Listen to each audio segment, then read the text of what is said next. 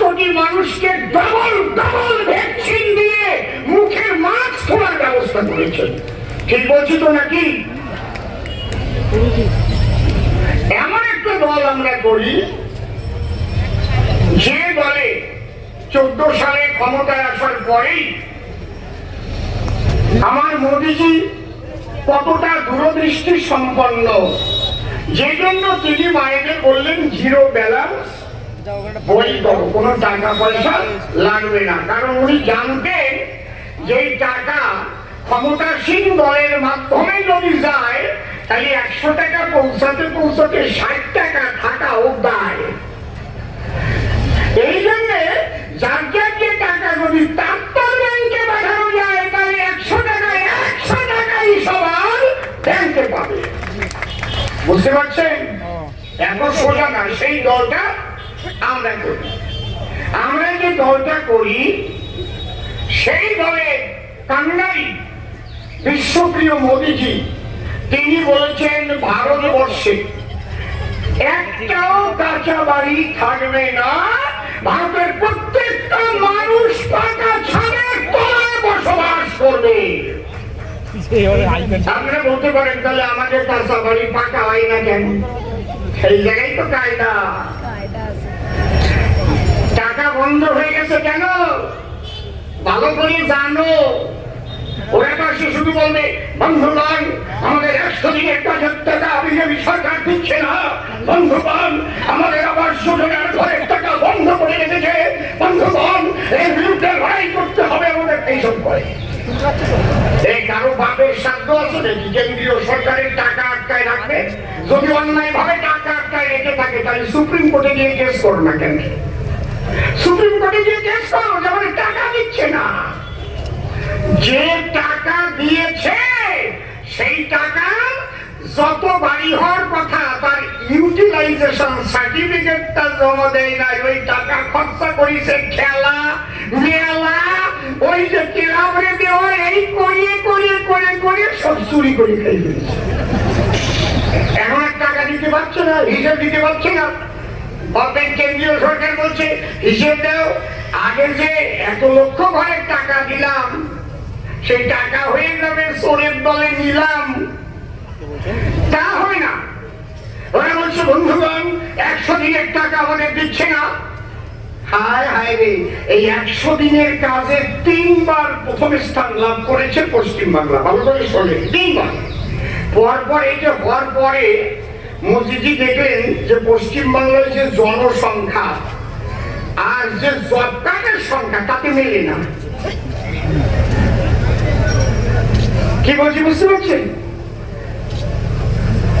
আমরা 294 জন এমএলএ আছি, ওই জায়গায় যদি গিয়ে দেখতে পারি যে 313 জন চেয়ারে ধরতেছে না, তাহলে কি হবে? বাসাই হবে না? এরা কারা কারা বাইরের থেকে আসতে দেখি এমএলএ কার্ডগুলো দেখাও, নাকি বাসাই করবে না? না কি করেন আপনারা? কি করেন? হ্যাঁ কায়দা আছে। এইবার মোদীজি বললেন যে এই জব কার্ডের সঙ্গে আধার কার্ড লিঙ্ক করতে হবে, তাহলে দুধ জল আলাদা হয়ে যাবে। কায়দা কত! যেই জব কার্ডের সঙ্গে আধার কার্ড লিঙ্ক করার কথা বললো দিদিমণি চলে উঠলো, আমার গরিব মানুষ কেন তারা আমার আধার কার্ড লিঙ্ক করতে হবে তাদের, এটা আমি মানছি না, মানবো না। উনি না মানিয়ে পারে নাকি? এটা কেন্দ্রের দেওয়া জিনিস। হ্যাঁ কায়দা আছে।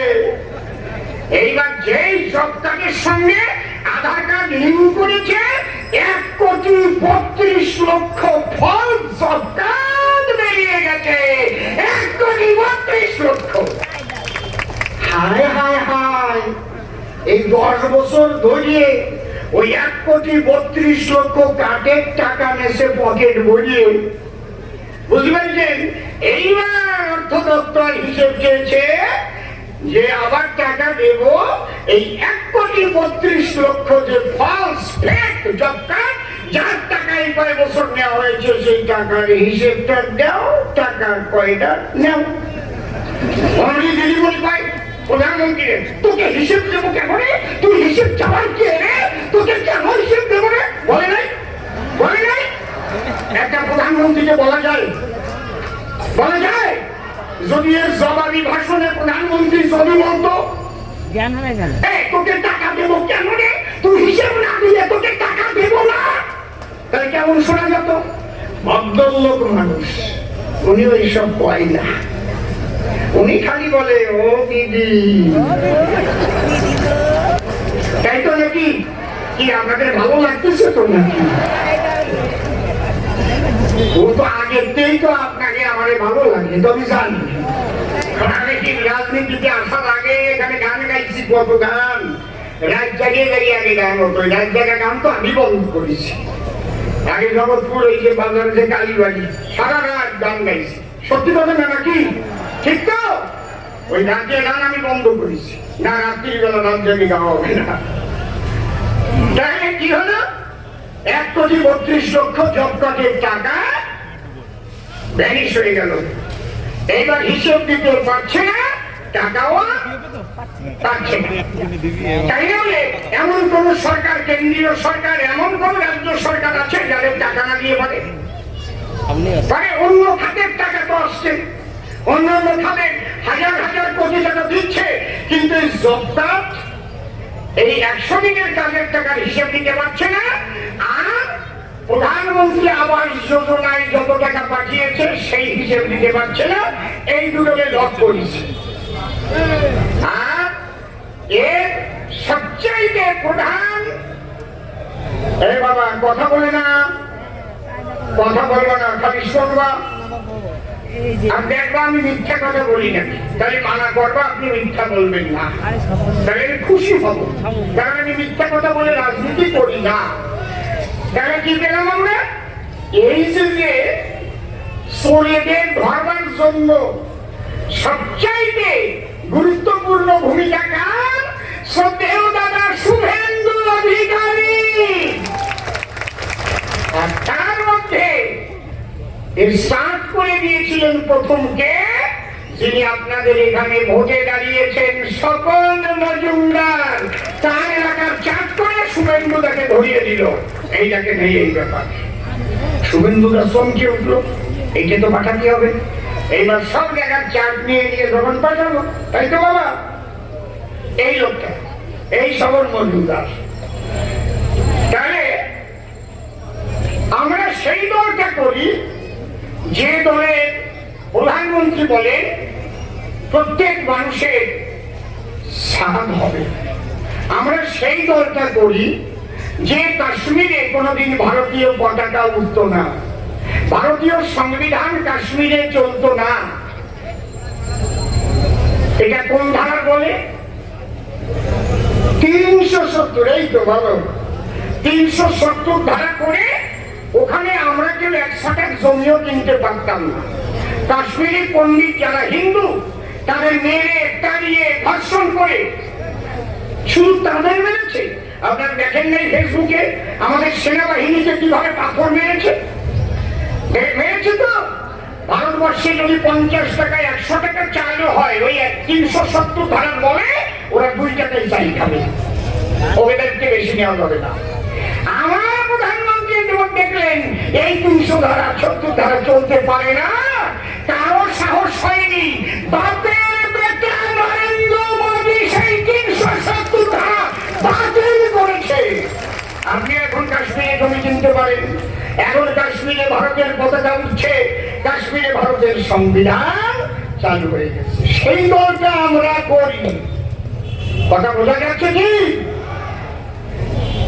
আমরা যে দলটা করি, যাদের জন্য ভোট চাইতে এসেছি এখানে, আমার মোদীজি দেখলেন মুসলমান মায়েদের উপরে ভীষণ নির্যাতন হয়।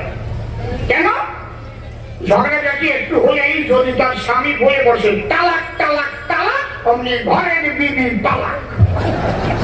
এ হয় নাকি?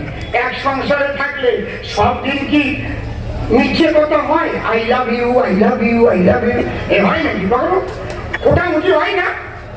আমি তো দেখছি আমার মা আমার হাত ধরে বাবার সাথে ঝগড়া হয়েছে, মামা বাড়ি চলে গেছে। দিদি বাবা বলছে এই কুটি, মা ডাক নাম হচ্ছে কুটি, কি রে তোর মুখটা বাঁচে? তুই তো জামাইয়ের সাথে ঝগড়া করে আইছিস, সেটা খাইয়ে এখনই যা যা যা। জামাই রে না নিয়ে আসবি না, আবার আমার নিয়ে বাড়ি চলে এসে। তাহলে এক সংসারে ছোটখাটো হয় না, মোটামুটি না, কি বল আপনারা কি বল, হয় তো ও বুড়ো বুড়ো হয়, খালি নূতন নিয়ে কই হয় নাকি, বুড়ো বুড়ির মধ্যে হয়, জিজ্ঞেস করি না কয় বুড়ির দাবে। আমার বলি দেখেন না, এই আইন থাকা ঠিক না। সেই মুসলিম মায়েদের এত বড় একটা ফাঁসির দড়ি, 3 তালাকের দড়ি আমার নরেন্দ্র মোদী আইন করে খুলে দিয়েছে।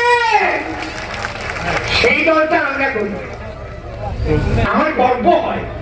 আরে আমার এমপিটির দাবি কিচ্ছু নাই, আমি শুধু জানবো যে আমি ভারতীয় জনতা পার্টির একজন সৈনিক, আমি ভারতীয় জনতা পার্টির একজন কর্মচারী, তাতে আমি খুশি।